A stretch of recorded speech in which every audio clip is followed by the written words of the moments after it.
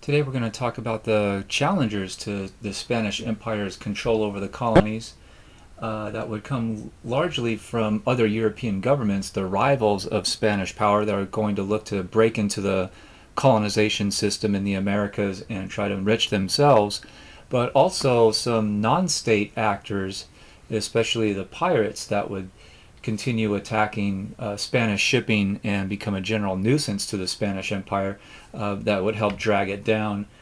So by the end of this lecture, Spain will lose its total dominance over the American colonies. We'll see by the end how the European rivals are able to carve some land out for their own colonization attempts, and they will start to on the path of enriching themselves and eventually becoming the major colonial powers themselves.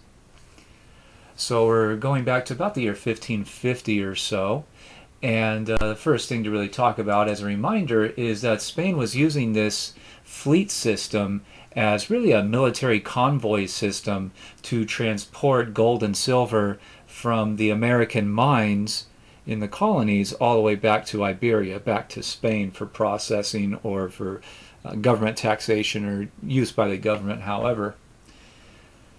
So those were well-known treasure fleets that went across the Atlantic, and they were open to attack, and that's why the Spanish government decided to use basically a military convoy system to bring them across so they could make it safely without losing their treasure or having their treasure stolen from them. This fleet system grew over time to the point where a lot of other traders might be attacked out in the open ocean. So eventually, in order to try to control that, stop the attacks, and control the colonial economy, Spain developed this thing called the fleet system in general, whereby a fleet of traders would leave from Spain once a year to go to present-day Mexico and Panama and the kind of northern coastline of South America. And they would go there once a year, and they hold these trade fairs for a week or two that attracted all the big businesses of the colonies, because this was going to be their one official opportunity to buy European goods and sell their goods to European traders. So the fleet system successfully got the gold and silver across to Spain pretty well, but in controlling the general economy, really failed in a whole lot of other ways, in really every way imaginable, because it caused a lot of economic damage to the colonies and to Iberia, and there was so much corruption and bribery within the fleet system that it just didn't work over time. So we talked a lot about that last time. And going back to the very early 1500s to try to understand why the Spanish government is doing all this, the Spanish king named Charles I in Spain itself, he's known as Charles V of his other imperial realms, his other lands throughout the rest of Europe. But in Spain he was called Charles I. His big goals are pretty much to control all of Europe. He already controls a lot of land through his inheritances, and he wants to build up a kind of European empire. He wants to control all of Europe, or at least every single the most important places in Europe, the most valuable places. So that's one of his big ambitions for about the first half of the 1500s or so. And part of creating that European empire was to defeat Protestantism. Remember, Charles I is a very staunch Catholic, and he hates the Reformation, and he hates the Protestant movement, and he wants to destroy it in all the lands that he owns and controls. And since he wants to basically control all of Europe, he wants to destroy the Reformation in all of Europe. His third level goal is really to run the American-based empire. So he wants to control all of the American colonies through his Spanish throne. None of these goals are actually successful by the time that he abdicated in 1556, which means he gave up his throne and went into retirement. So he leaves government to go into retirement in 1556. His inheritor in Spain, Philip II, declares bankruptcy the very next year. So obviously Charles I's economic policies also failed. And of course Protestantism survived. And the new king will sign a treaty guaranteeing the permission of Protestantism in 1559. So Philip II once he gets to the throne in 56, will pull back on the ambitions of the uh, Spanish Empire, and he'll largely just try to run the American Empire.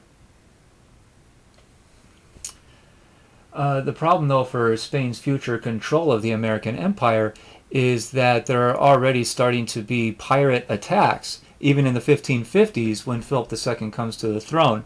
The first very large pirate attacks on Spanish shipping actually happened very close to Spain, really on its southern border, at a place called Gibraltar in the 1550s. So that's Gibraltar here, where the red dot is on this map, way to the east on the kind of Spanish southern border. And those attacks really shift in the 1550s to go toward the Eastern Caribbean. So they go from European doorstep all the way over to the very first Spanish colonies in the Americas, those first kind of big islands that Colon and the others colonized around what was then called Hispaniola and Cuba and Puerto Rico. So one of the biggest symbolic events in that is when the French attack Havana, which is here in Cuba with this red dot, and they sack Havana, so they basically conquer the city for a couple days and loot it, and then burn major portions of it to the ground. So that was very shocking to the Spanish. And from that point forward, Spain will launch into a massive fortification project for a lot of their coastal cities, which they hope will repel future foreign invasion by competing governments and their navies. So Spain's general strategy at this point is to still use the treasure convoys to bring the American treasures, the gold and silver, from the American colonies and sail east across the Atlantic and get all the way to Spain. And there are some attempts to use a convoy-type system to also kind of patrol the open ocean, the high seas, to reduce piracy and attacks and that type of thing.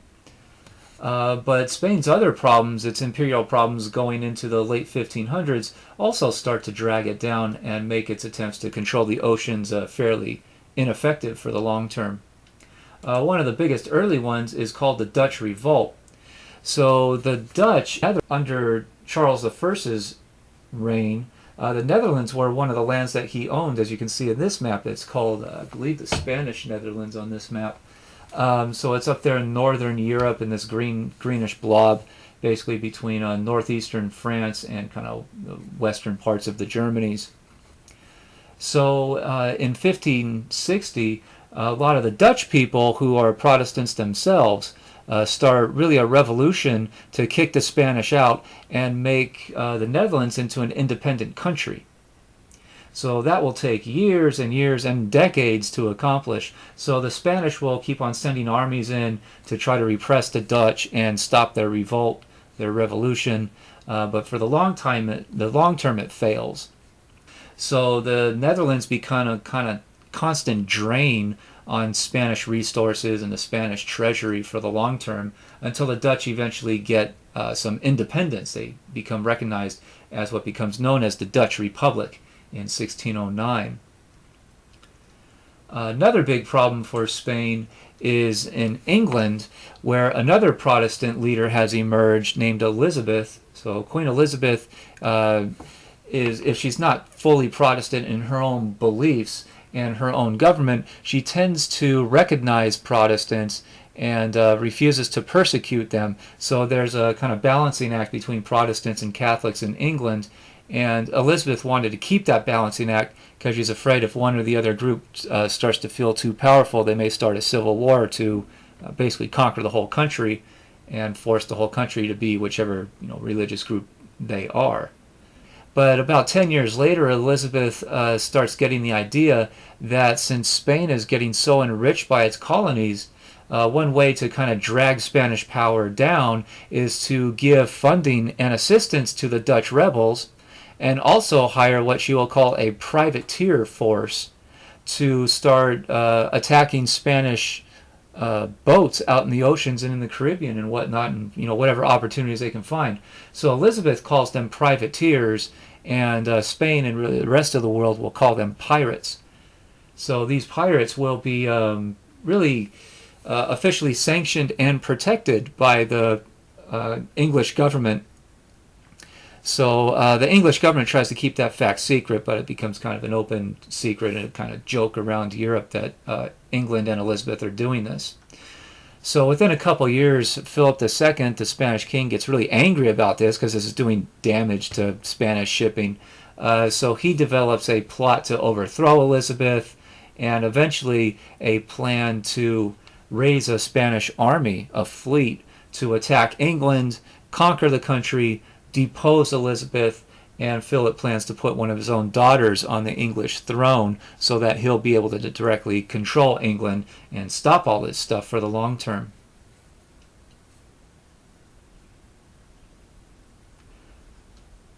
So Elizabeth's favorite and kind of historically most important pirate for the long term is named Francis Drake.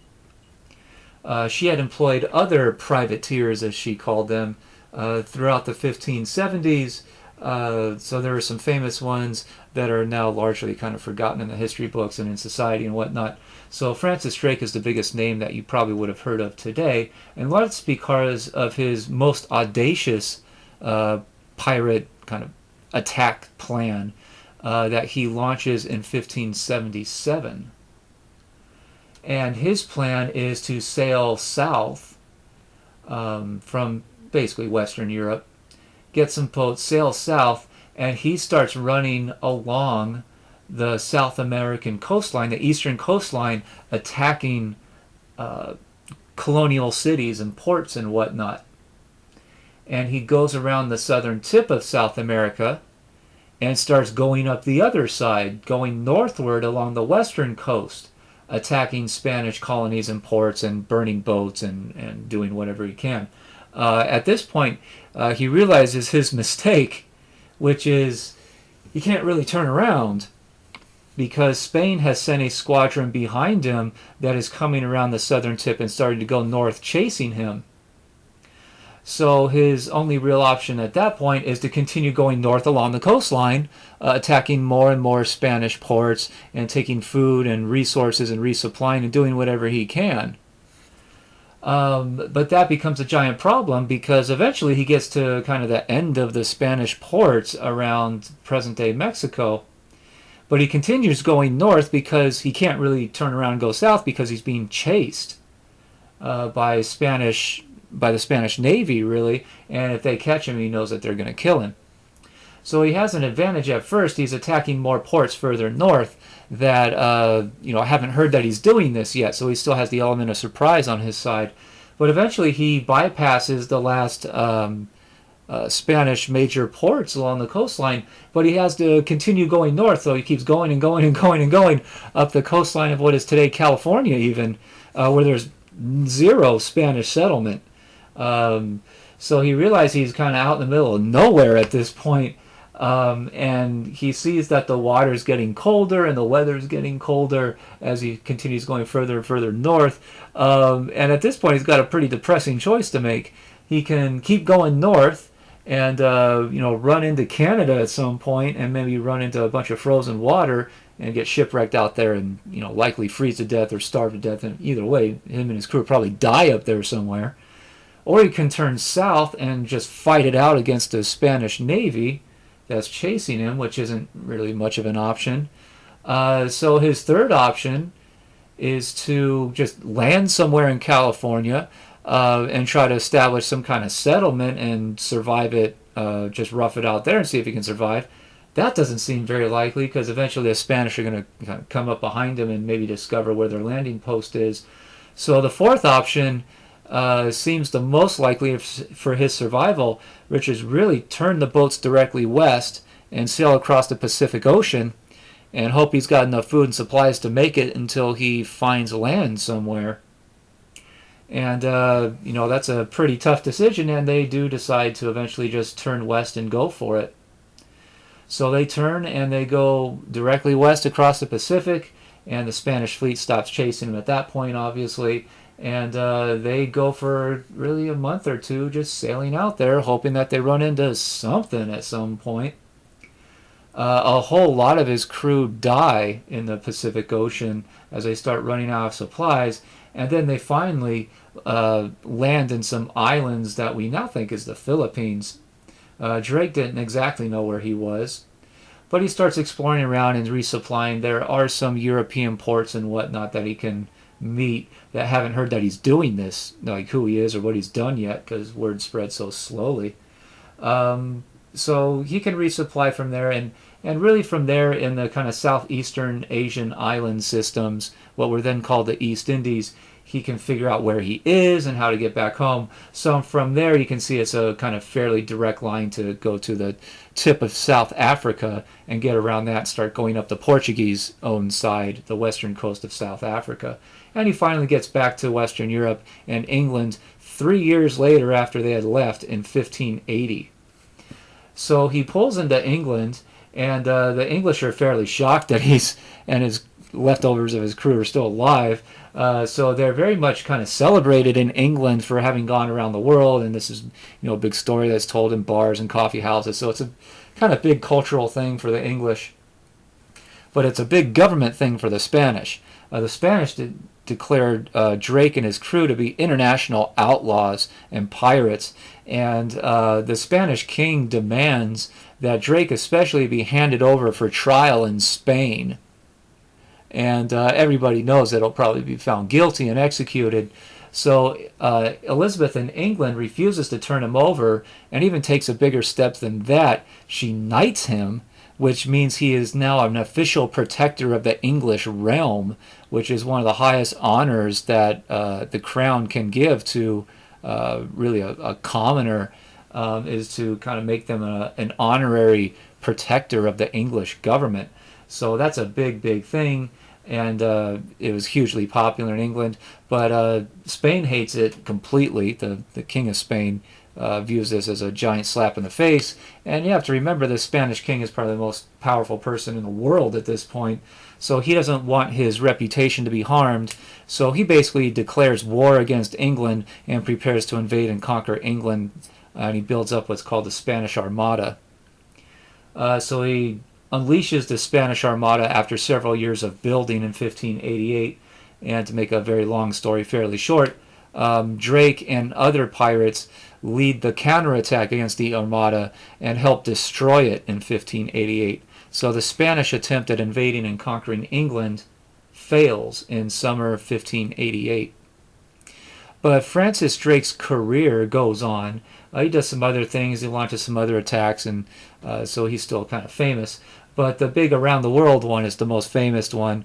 And his whole career as a pirate is a good kind of case study for this privateer system that Elizabeth and other governments will get involved in. Francis Drake did not conquer any land. He did not conquer any ports. He did not try to build new colonies for England. He mostly did hit-and-run attacks, surprise attacks against ports, did a lot of damage to Spanish ports and Spanish shipping, occupied some ports for maybe a couple days and looted them and kind of burned them. But mostly he just kind of harassed and annoyed the Spanish Empire, forced them to spend some money to try to track him down, and spend some more money to kind of beef up their security and their defenses along their ports and in their colonial system. But mostly he just kind of forced them to spend some extra money on defense that they didn't want to, and really just annoyed and embarrassed them. So Francis Drake, he didn't create any new colonies or anything. He's more of a kind of fly that's buzzing around, really bugging the Spanish king and humiliating him for the long term. So at this point, after the Spanish Armada fails, the Spanish king has other dreams of someday still conquering England, but he never really tries it again because he doesn't have the money, and he gets distracted with other stuff. He's got a lot going on. He's trying to run the world.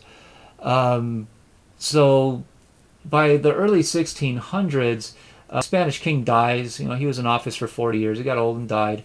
The next Spanish king, though, wants to end a lot of these hostilities And Elizabeth died in 1603, so the new English government also wants to end a lot of these hostilities, because they're both, the new Spanish and English governments are trying to kind of start their relations on a new, more solid footing, because they both have new leaderships. So they sign a treaty in 1604 called the Treaty of London,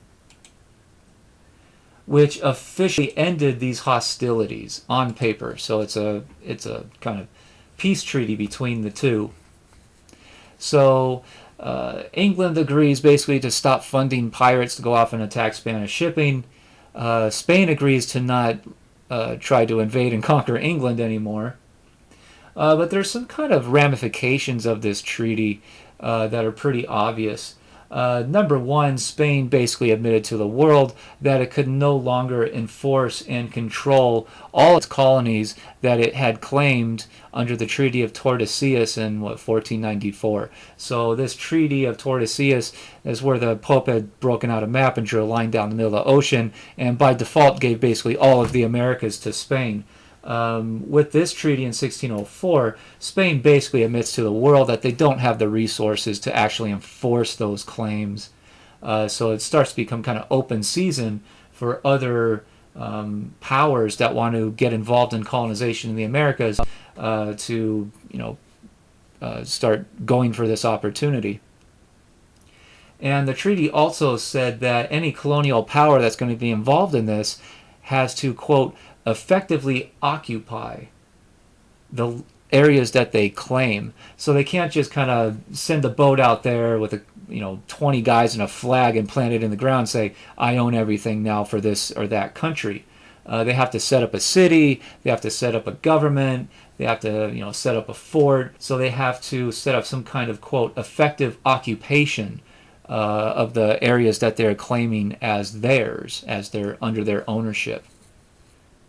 So the Treaty of London is really an attempt to cut down on the piracy, at least the official government-sanctioned piracy that was going on. These governments are kind of going after Spain. But piracy was getting out of control in the late 1500s, so that was a good thing to do. Another big thing that happens in the late 1500s is that the Portuguese king died in a battle in Morocco, which is in North Africa, fighting against a Muslim army. So he died without a son. And so the king of Spain, Philip II, claimed the Portuguese throne and tried to unite Spain and Portugal under one leadership in 1580 when the Portuguese king died. So Philip, he tries to combine the two kingdoms, really, but that doesn't work because a lot of Portuguese don't like that, especially. So eventually he's kind of forced into a relationship where he is officially king of Portugal, but he cannot unite Portugal with the Spanish government. He cannot make it all one entity. So there's still an independent Portuguese government that he happens to also be king of, but Portuguese advisors basically run the government, and they give him advice about what to sign off on and what to do and whatnot. But it did make Portugal and Brazil, the major Portuguese colony, another target of pirates and kind of anti-Spanish forces, because the Spanish king is on the Portuguese throne, so that at least the pirates said made Portugal and its colonies open season for attack and plunder and whatnot. So we have to remember that Portugal was using the pretty much exact opposite strategy of Spain's fleet system. They are letting ships come and go and unload in many different ports. So Brazil's policy was really unrestricted economic growth. So it's really interesting that the Spanish king, who is so controlling over the Spanish economy and is trying to control the Spanish colonies so closely, continues going with the kind of open, unrestricted growth in Brazil, since he's technically in control of that government also as king. But it also shows us how much he listened to the Portuguese advisors, because they told him that this is the better way to run the system. Look how much growth we're getting compared to the Spanish colonies. And it's also kind of surprising that he didn't learn from that lesson and open up the Spanish colonies to more unrestricted economic growth. So the Spanish colonies will be fairly controlled, at least for the rest of his reign, and really into the 1600s, his inheritors. And going into the third section of this, the kind of introduction of major European colonial competition, one thing we should remember consistently is that Spain's imperial rivals that are looking to break into the colonization game in the Americas, the Dutch, the French, the English, will often use what comes to be known as the Black Legend against Spain to delegitimize the Spanish control over those colonies.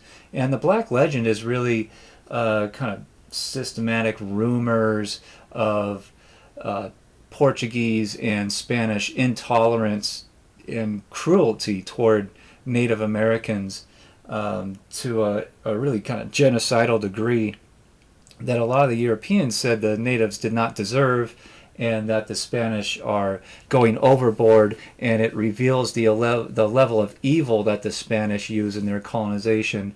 And again, we should remember that these are other countries that are largely spreading these rumors, and other governments that are believing it and talking about it, largely because they have an interest in making people think that the Spanish have done horrific, dastardly things in their American empire in order to delegitimize that empire.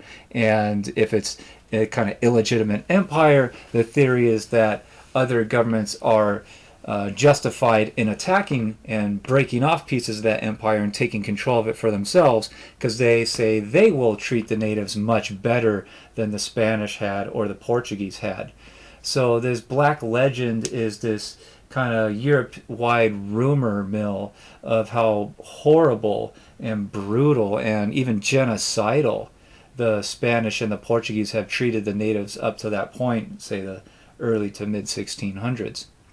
And we should also remember that this Black Legend idea is spreading during the Reformation. So it is often also Protestants that are talking about how horrible the Spanish and Portuguese are allowing the Catholic Church to treat natives. So there's also a kind of Protestant versus Catholic type of criticism involved with the Black Legend. So it serves a lot of different kind of self-interest of different Europeans in attacking the reputation of the Spanish Empire. And the English will try to start colonizing in the late 1500s under Elizabeth's reign. Their first attempt will be at an island called Roanoke, which is just off of the coastline of what is today North Carolina. So this was all kind of open land. No European powers had tried to colonize the eastern coastline of North America yet, or at least not to a very large extent. So the English will try to do that largely because they want to get into colonization. They're seeing how much wealth the Spanish and the Portuguese are extracting from the Americas, especially in the gold and silver mines. So a lot of other Europeans, the English and Dutch and French and whatnot, will try to go form their own colonies in the Americas, first hoping to find other kind of gold-laden kingdoms that the Spanish haven't conquered yet. So the Spanish have already conquered basically everything south of present-day Mexico, and they've conquered the Caribbean. They've conquered somewhat around the Gulf coastline and claimed that as their territory also. So really the last areas that are open to colonization for other European powers is in the North American coastline. So that's where a lot of these new colonial powers or colonial kind of entrants from Europe will look to establish themselves or look to establish their colonies. So England tries at Roanoke first in 1587. That largely failed for many different reasons. One of the big ones appears to be that a lot of the colonists who went to Roanoke, they built the colony as quickly as they could and kind of haphazardly, and then they got on boats and went sailing looking for gold-laden native tribes up along the coast or something. So a lot of the early colonists at Roanoke were actually gold seekers looking to get rich immediately. Another reason is that Roanoke is colonized in 1587, just months before the Spanish will launch their Spanish Armada against England.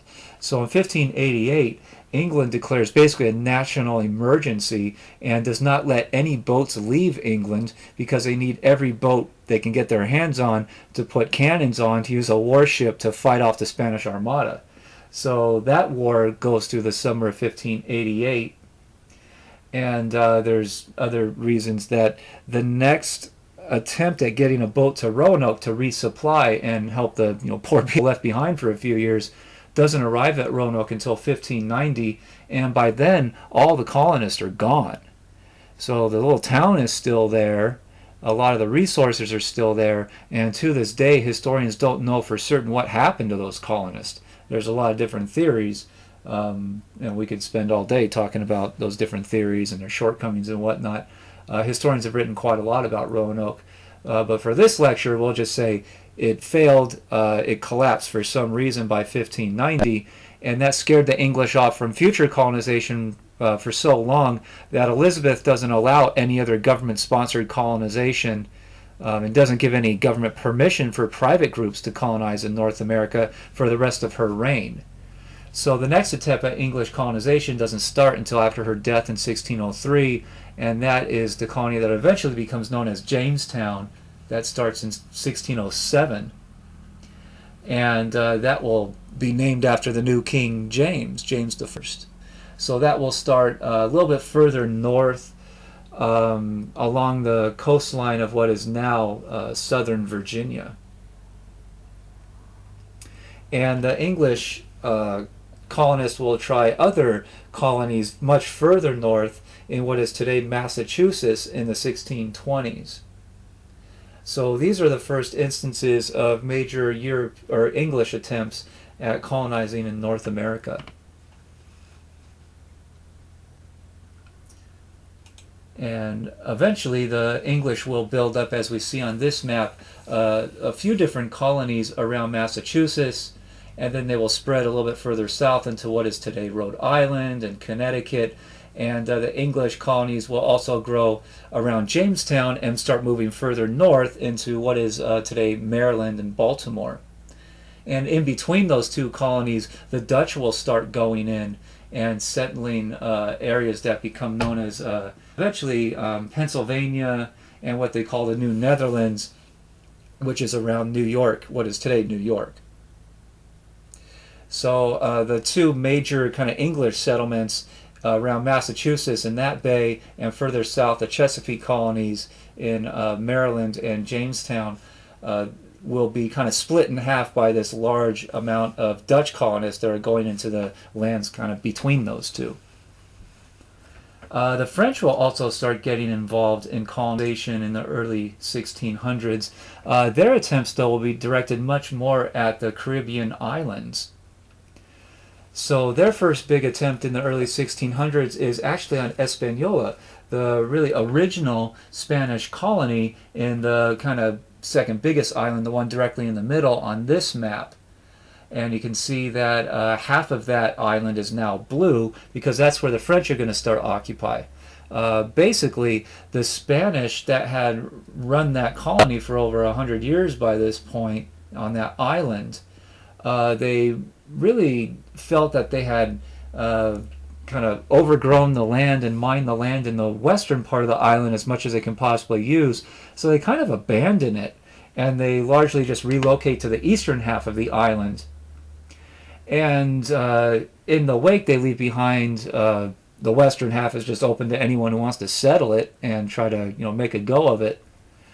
So the French will move in, and largely at first French pirates move into the western part and kind of occupy it and start building communities and cities and whatnot. And the French government will start to take it over by 1625 and rename the western half of the island Saint-Domingue. And the Spanish will call the eastern half of the island Santo Domingo, so it's basically the kind of French and Spanish equivalents of the same term. So Spain will officially give France the western part of the island by treaty in 1697, but really after 1625 it's French-owned territories, and pretty much everyone in the world admits to it. The French will also try colonizing out in the smaller islands, this kind of ring of islands to the east that rises up from the South American coastline and kind of stretches around and starts getting closer to Puerto Rico. So the French will start to occupy some islands in there, and the biggest one is called Guadeloupe, which you see is also in blue. Those islands are much tougher to see their colors because they're much smaller. So those smaller islands over there are called the Lesser Antilles, and the big islands like Hispaniola, Cuba, Jamaica, Puerto Rico, those are called the Greater Antilles. So you often see those labels on maps. The Dutch themselves in the early 1600s, remember they're a newly independent country, so they're getting into the colonization game very quickly after their independence. So they start off as kind of pirate groups that are attacking Portuguese and Spanish shipping. They're attacking Spanish port towns, and they're looking for an area to establish their North American colonies, and they'll start to do so again between those two English colonies up in North America. The Dutch will also start going into South America, and they will start launching attacks there. And the first two really big famous places that they tried to really conquer from especially the Portuguese are parts of Brazil. So the first one they go after is the town of Salvador in 1624, and that's the kind of orangish circle along the eastern coastline, the second one down. So that's the town of Salvador. And a few years later, they occupy Salvador for about a year or so until they're kicked out by the Portuguese military. From there, they go to Pernambuco, further north, a much larger territory, and they occupy that in 1630. And they'll be there for 25 years until 1654, when a kind of Catholic Portuguese unity movement revolt kind of built up in Pernambuco to kick them back out.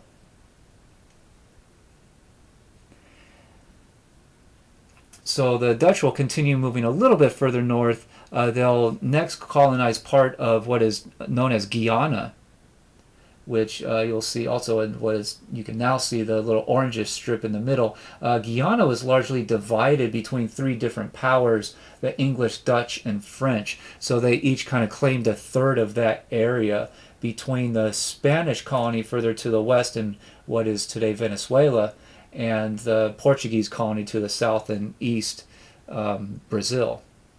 So the Dutch are getting big into the colonial game also, and they'll also start to attack and try to colonize and occupy some Caribbean islands, namely Aruba, Curacao, and Saint Martin.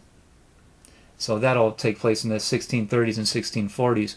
So the Dutch are getting very active in colonization very quickly after their independence is won in 1609. So they become a major kind of colonial and economic power of the mid-1600s.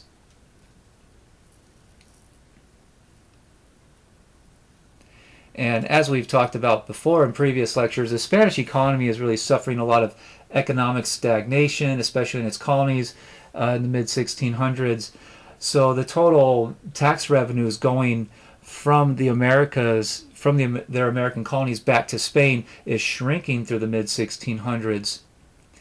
And the taxes, the revenues are shrinking, so the money that they're getting, an increasing proportion of that money is being spent to fund their colonial operations and build up defensive systems and try to keep all these European competitors out of the Americas. But obviously it's not working very well. And really it's because neither Iberian power, Spain nor Portugal, by the mid-1600s, has the soldiers or the general resources to control the economies of the colonies that they own and claim, much less stop other powers from attacking or colonizing new areas.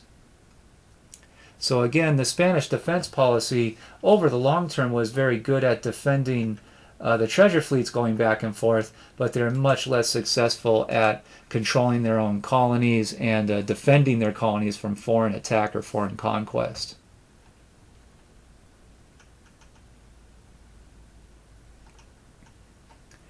And the English will start to get much more into colonization in the Caribbean in the 1650s. There's a new English government in office in the 1650s that is now much more interested in going off and colonizing new places.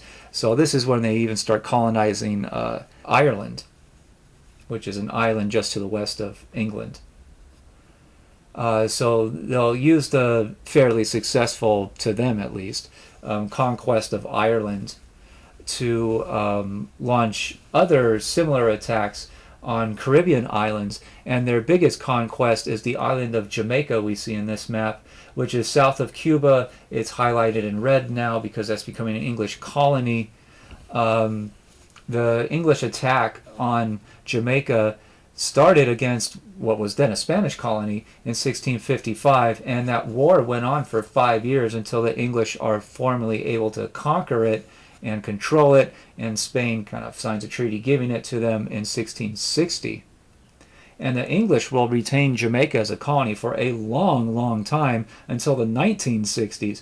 So the English will have Jamaica as a colony for 300 years. And the English don't stop there. They will start to expand their colonies, especially in North America along the coastline. They start to see the Dutch colonies as fairly weak and open to attack. And the biggest and wealthiest Dutch colony in the North American coastline is New Amsterdam.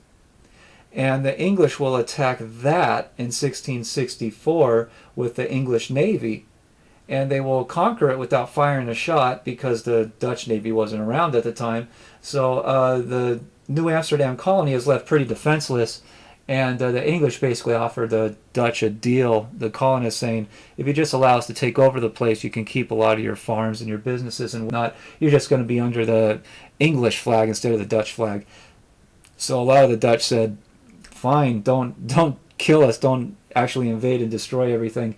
So the English conquered New Amsterdam in 1664 pretty much non-violently, and they almost immediately rename it New York after the kind of crown prince of England, who is named the Duke of York. I mean, that's where New York comes from in 1664. That's where the name comes from. And the original colony was on Manhattan Island, southern Manhattan. So really where Wall Street is, and where the Twin Towers and the big buildings, the skyscrapers are in New York City. Kind of very expensive Manhattan is where this colony started. So that was the original New York, and New York colony would grow from there over the next 100 years to be one of the biggest colonies in all of North America.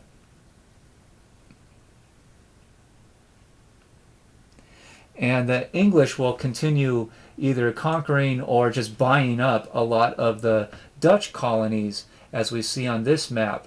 The English will basically expand southward from New York and start to take control over the Pennsylvania colony and really everything in between. Their northern colonies in Massachusetts, going all the way south to their southern colonies in the Chesapeake area around modern-day Virginia and Maryland. So they kind of conquer or they buy out a lot of the Dutch settlers, and then from Virginia expand even further south all the way down to present-day Georgia. And this is what builds up the famous 13 English colonies along the eastern coastline from the 1660s to the 1680s. So by the time you get to around the year 1700, the English own all of these 13 colonies, and through the 1700s, their economies will explode, and their populations will explode, and they will become extreme sources of tax revenue and wealth because of just economic growth. Even though there's no gold mines, there's no silver mines, there's no real wealthy native populations in the area to kind of steal from.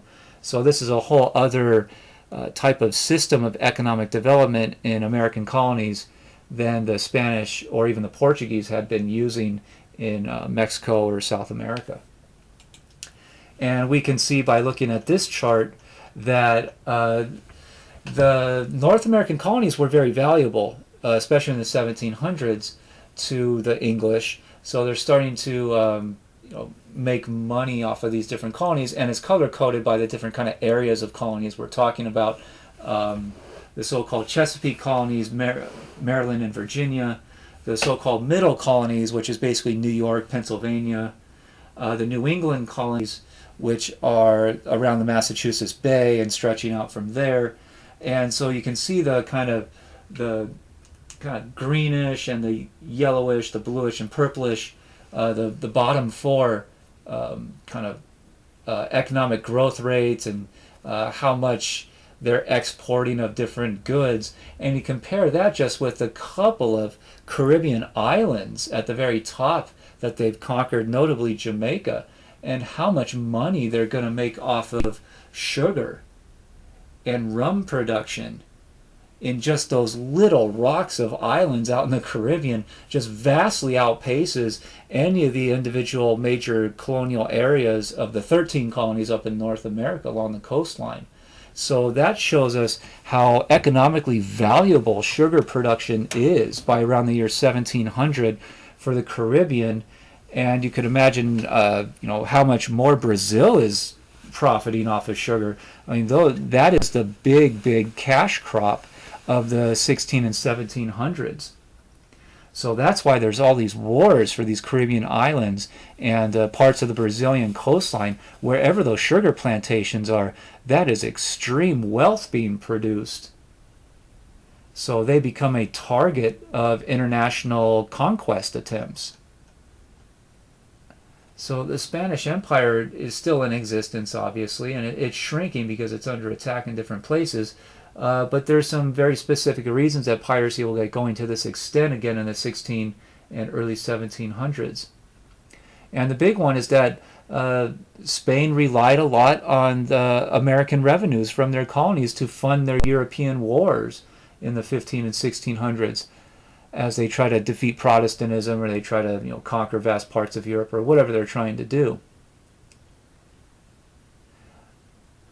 So the Spanish are especially spending a whole lot of that tax revenue that they're getting from the American colonies to fund their European policies. So you have this kind of strange reality that Spain is spending more money on its European policies rather than probably what they should have done, which was take a lot of that revenue coming out of the Americas and reinvest it in the Americas to try to control the place to guarantee that that money would continue flowing into the future. But they don't. They spend a whole lot of that money in their European wars. So they spend comparatively little money trying to defend and keep up their American colonies. For example, Spain kept only really a couple thousand full-time soldiers throughout its entire American empire, from northern Mexico to the Caribbean all the way down to very southern South America. Only a couple thousand soldiers is very difficult to defend that amount of land. It's virtually impossible. So when an attack on one of their colonies would happen, they would rely on a kind of military draft of any able-bodied man in the colony that's under attack to quickly bring them into the kind of colonial militia to fight off the pirate or the foreign invasion or whatever is going on. So they would draft men of all backgrounds, even mestizos, the mixed race colonists. They would draft free Africans, non-enslaved Africans. They would even draft natives into their militias to try to fight off this invasion or whatever their problem is. And they basically appealed to the mutual defense feelings and obligations of the colonists in the area, especially when pirates attacked, because pirates are known as kind of bloodthirsty and untrustworthy, just kind of scavengers that would destroy anything. So even though the Spanish armies might be able to get a lot of men together to fight, the Spanish government often had arms restrictions. So they would restrict the amount of weapons that could be imported into their colonies because they're afraid the more weapons that are floating around might be able to fund some kind of rebellion against their colony and some independence movement. So they tried to keep weapons out of the hands of civilians. And they did so by limiting the amount of weapons that could be imported to the area. But the downside of that is even the militia or the full-time soldiers don't have many weapons in the colonies. So they're not very well supplied if they get attacked. And in many instances, the private pirates who attacked a lot of these Spanish colonies were better armed than the government's own defense system. So the pirates often have an upper hand, and you throw in the fact that they attack with surprise, they get away with a lot of conquest and looting and whatnot, just because the government in the area doesn't have the means to fight back. So the colonial governments spent very little on defense, on soldiers and warfare and whatnot, uh, and spent maybe a third of their revenue on defense by the 1640s. But that percentage will keep going up and up and up by the late 1600s. So by about the year 1700, the colonial governments are spending about 85% of their budget on soldiers and forts and weapons and defense related material. So for a lot of the 1600s, they're just underfunded. And they'll look to kind of catch up later in the 1600s, but by then it's largely too late. The idea of piracy has gotten out, and the idea that it's almost open season on Spanish ports is floating around amongst pirates and encouraging a lot of private businessmen to turn into pirates, to go to piracy in order to make money for themselves. And you throw in the fact that the Dutch and the English and the French are now starting to occupy Caribbean islands in the mid 1600s, which they will open and allow pirates to hide in their ports and in their kind of coves in their islands and whatnot to escape capture or detection from the Spanish authorities. It's really a good opportunity for anyone who's interested in piracy to go to the area, because there's a feeling that you can get away with it for a long time. And of course, the English and French and Dutch, they don't mind pirates staying in their ports as long as the pirates only attacked Spanish and Portuguese shipping to weaken the Spanish system or the Portuguese defenses and make them more open to eventual possible conquest. So there's a kind of handshake or some type of secret agreement between those governments and the pirates that they will be purposefully hidden or allowed to get away with it or allowed to travel through English, French, or Dutch owned properties in order to avoid capture.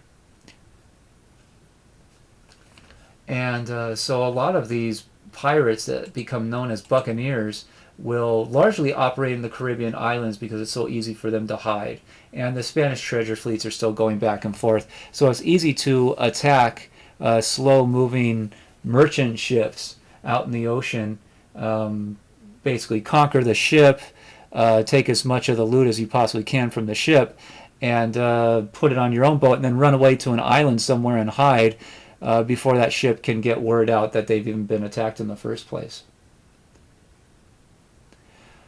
So the first of these kinds of pirates will start to emerge on the French-owned half of Old Hispaniola, this emerging French colony of Saint-Domingue. At first, it's not really even a formal French colony. It's just, a bunch of French people are there and they're, building towns and whatnot. And some of the first occupants, French occupants of that half of the island, are actually just kind of rabscabble or just a bunch of random kind of soldiers and French guys that go to that island because they hear there's kind of open land for them to use. And after the Spanish had abandoned the western half of the island in 1605, they had let a lot of kind of livestock just continue living. It wasn't worth the hassle to transport the livestock to the eastern half of the island. So a lot of the livestock actually took over the western half of the island once the Spanish leave and before a new wave of other people come to move in. So when the first kind of French and other settlers started moving into the western half, there's this livestock everywhere. And a lot of, especially the French settlers, kind of took advantage of this random livestock and tried to pen them and slaughter them for food and would cook them on grills, just kind of out in the open. And the grills were known as boucans. So that's a kind of French term for this open-air grilling type of method. And it's also kind of combined with a Native American term in the islands called the barbacoa. So that's probably where we get our modern term barbecue. But because these settlers used these boucan type style grills, they became known as boucaniers. And they became known as kind of very unclean, foul, butchers of livestock who would kind of be covered in blood, and they were very kind of had rough personalities. They were tough guys. They would fight with each other a lot, so had a reputation for kind of incivility, for being kind of illiterate, and being just kind of these country bumpkin types that were very aggressive and would fight to the death very often and all kinds of things. And they were cooking this very kind of foul meat in mass quantities, and they would, sell it to passers-by, or sell it as resupply to ships that came to port or something like that. So this is where the term buccaneer or buccaneer came from, and that's the term that will mostly be applied to the kind of pirates that will start operating around the Caribbean in kind of mass numbers.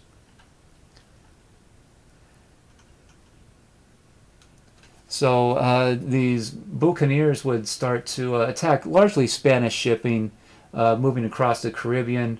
You have to remember that Cuba was still one of the major kind of government administrative centers for the Caribbean islands under the Spanish government. So there's a lot of Spanish boats moving around the Caribbean, but there's also a lot of pirate boats that are kind of attacking whichever boats they thought would have a lot of goods or cash or something with them to steal.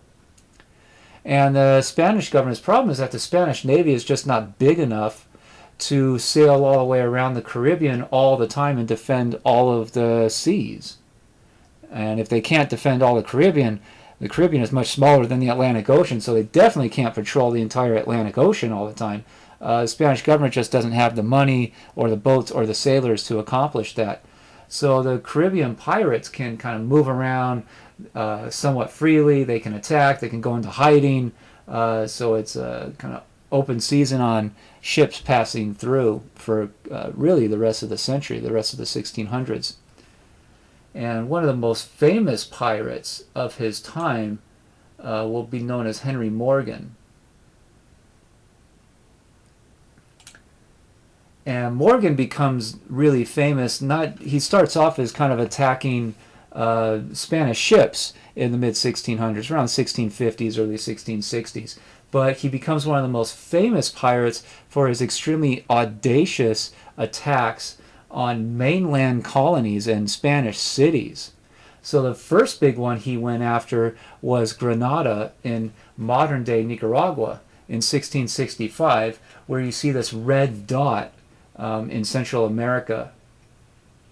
So he conquered that city and looted it and burned a bunch of it in 1665. And that got him a gigantic reputation, and he became kind of one of the most wanted men in the Spanish colonies and whatnot. But he didn't stop there. His next attack will go to Portobello in 1668, which is fairly close to Panama City, so further down Central America, getting close to the South American mainland. So he does that in 1668. About 3 years later, another surprise attack of a kind of coastal Spanish colonial port, and same thing, looted the place and burned some of it to the ground. And his next big one is to attack actually on the South American mainland at Maracaibo. So this is another kind of surprise major attack on a Spanish colonial port. Same system, looted it, then ran off probably to a Caribbean island somewhere and went into hiding for a while. But his biggest and most audacious is an attack on Panama City, which is really right next to Portobello, his second attack. So you see another yellow or red dot right there. And this one is like the biggest project he got involved with. Panama City was not right on the coastline exactly. It was a little bit inland. So he actually decided to land his boats so that they wouldn't be detected.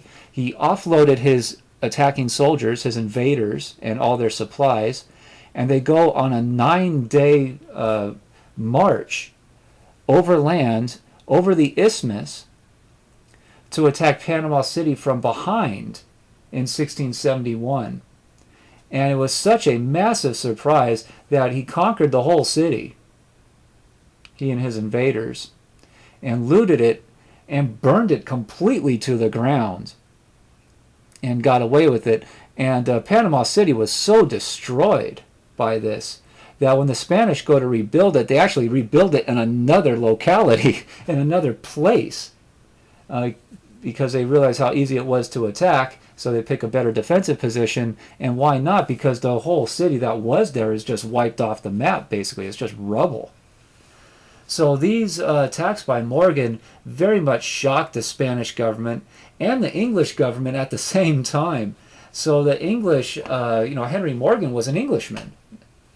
So the Spanish government is really accusing England of aiding and assisting or training or giving some kind of help to pirates like Morgan in the late 1600s, just as they had done under Elizabeth in the later 1500s. So the Spanish are incensed at this, and the English government at this point realizes that this could be a big problem for them, because you have to remember, England is now in the colonial game itself. England has islands. They have their 13 colonies that they're putting together.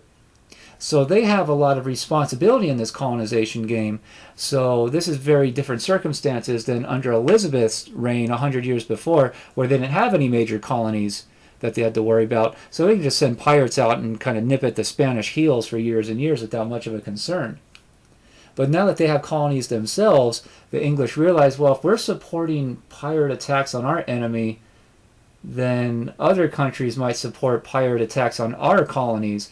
And they realize that their colonies are just worth a lot more money than whatever amount of loot that they're getting from the pirate attacks. So the English government decides in the late 1600s to start to negotiate with the Spanish and try to tamp down on piracy, at least to some level or so. So by 1697, there is a general European peace treaty to end a gigantic European war they were having. And part of that treaty, the Peace of Ryswick in 1697, says that England will officially stop supporting piracy. And international piracy is declared a kind of European crime against civilization and whatnot. So there's this peace treaty that ends it for at least a while. The problem, though, is that another European-wide war breaks out in 1701, called the War of the Spanish Succession, which is exactly what it sounds like. A Spanish king died in office without heirs, and so the Europeans will start fighting each other over who's going to control Spain for the long term. So it's really a 13-year-long war amongst most of the European powers fighting each other. So the War of the Spanish Succession is a gigantic mess. And in that mess, a lot of the European governments decide to start supporting privateers, pirates again, to attack their enemies. So England will get involved in this, the Dutch, and there's an endless list of this. So piracy gets going again during this European-wide war in the early 1700s. So the pirates get active because they have some amount of government protection, and they're going to be allowed to hide in government-owned islands and whatnot again. And the piracy will be kind of very widespread while the war is ongoing until 1713.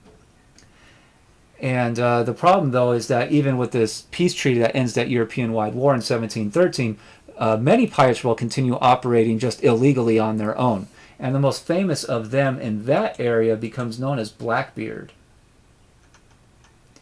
So he was officially a kind of English government-sanctioned pirate while that European war was going until 1713, and now the governments won't give official support anymore. Even they'll try to avoid even secret support. So pirates like Blackbeard will basically go independent.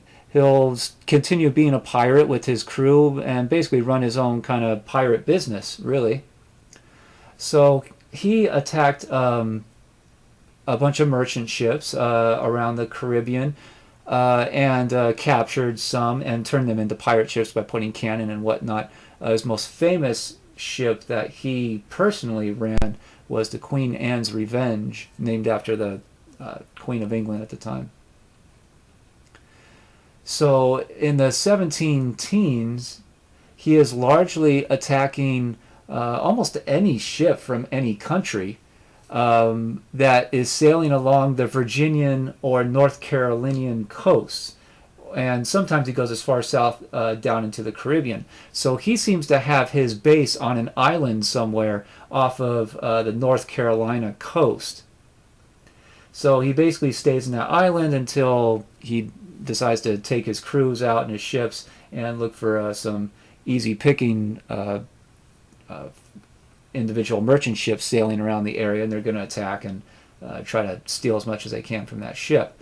Blackbeard was a very feared pirate, and he tried to keep the image of a pirate. He always reportedly had 3 loaded guns on him ready to fire. You can see that in the picture of him here, kind of all hanging from his shirt.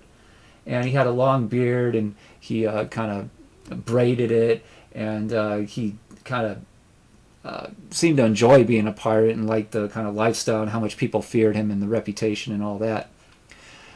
So after a while, he doesn't even really go down into the Caribbean to attack anymore. He just kind of stays in his island network off the North Carolina coast. And there's even stories that he just kind of sits on this island and waits for ships to kind of go close to the island, and he'll send his ships out to collect tolls, like a tax on those ships just for passing through the areas that he has under his control. So that's the kind of stuff that governments do.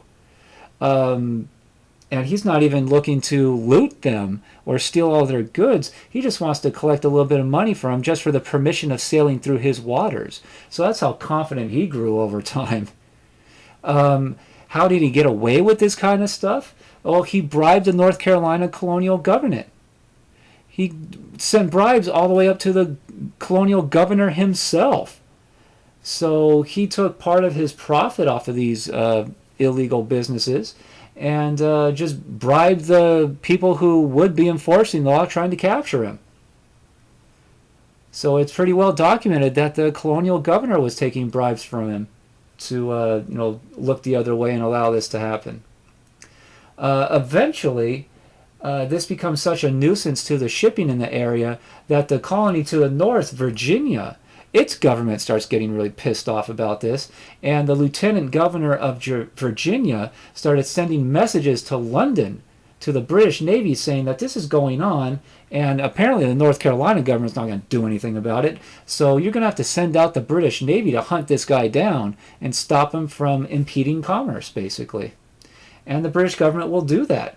They'll send out a big contingent of their Navy, a squadron. They're going to start poking around for his island and try to find out where he's hiding, and they eventually do find him. And a big battle happens on Ocracoke Island in North Carolina, or off the North Carolina coast, in November 1718 between the British Navy and Blackbeard's forces. So there's all kinds of stories about this battle. And it becomes a kind of legendary thing that really solidifies a lot of ideas about piracy and how pirates live and how they fight and what they do in general.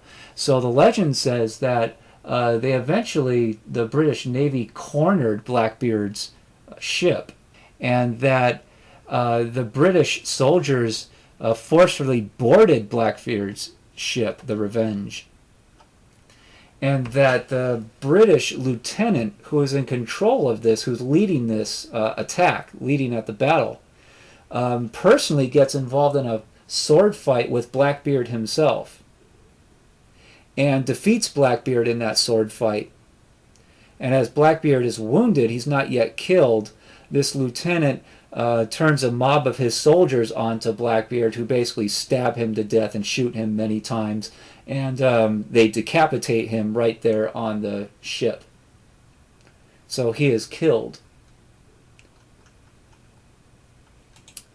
So that starts off all these legends about boarding each other's ships, which seem to happen quite often in piracy, and these hand-to-hand sword fights between the leaders of the government versus the pirates.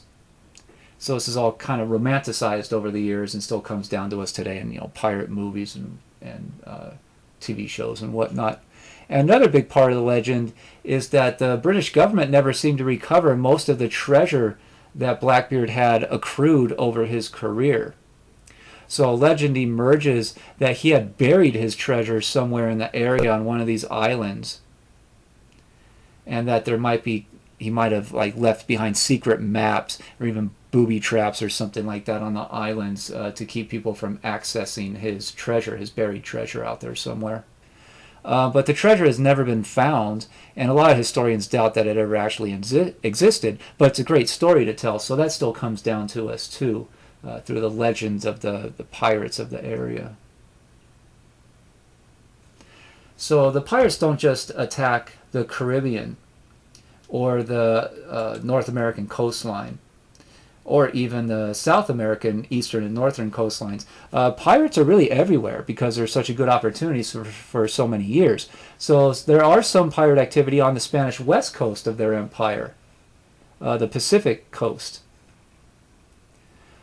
There's not so much pirate attempts at conquering or attacking Spanish cities on the west coast so much. So the attacks over in that area are largely looking to attack individual ships or possibly the treasure fleets that would travel from Peru, from Lima up to Panama, and the other major trade route that went from western Mexico, the Pacific side of Mexico, going all the way out through the Pacific Ocean to get to the Philippines and China.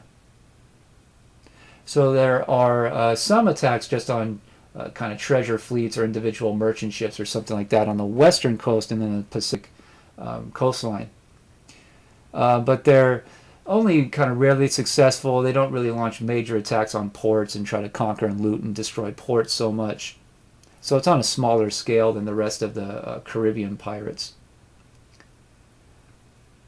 But this kind of piracy in the area around the Caribbean, around the coastlines, this will continue straight through the 1760s. So this goes on decade after decade. But the kind of late 1600s and early 1700s is really seen as the kind of height of piracy in the area. But it will continue happening through the 1760s when the next major European war ends in 1763. So that war really destroys the Spanish Empire in the Caribbean quite a bit. This is where England takes over a lot of colonies, and French lose a lot of colonies. But for the long term, Spain's ambition to control Europe and influence European politics, or even to merely control its American empire and the colonies that already exist, that is supposed to be formally under its control since the late 1400s. By the 1700s, those areas are just too large. Spain especially doesn't have the resources, the money, the soldiers, the ships, the military hardware to control those colonial economies or even defend them against foreign attack, the attack of foreign governments, or even really the attack of individual pirates and just individual pirate ships. So the Spanish Empire is on the downside in the late 1700s and going into the early 1800s. And by the time we get to the early 1800s, it'll be kind of in free fall, and we'll start to see a collapse. But the next couple lectures, we'll talk much more about how the Spanish colonial economy and the Brazilian economy will develop, the major kind of things, reform attempts especially, that get going in the 1700s, as the Spanish try to retain control. But for the long term, that will fail. So we'll stop here for today, and again, next time we'll talk more about kind of internal economic developments in these colonies.